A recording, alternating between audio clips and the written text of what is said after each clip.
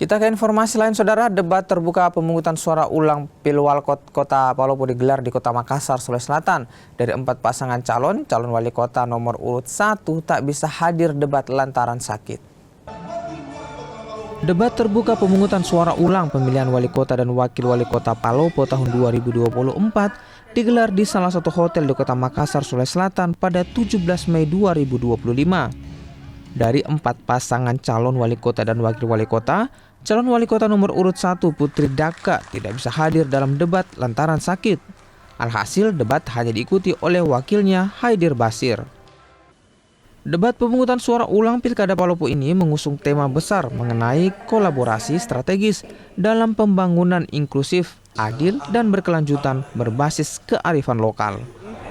Semua prosedur kami sudah lakukan, kami menyampaikan undangan dan dalam setiap kegiatan rapat koordinasi bersama LO Paslon, semua tahapan termasuk semua body program terkait dari segmen 1 sampai segmen terakhir itu kami diskusikan bersama teman-teman LO Paslon.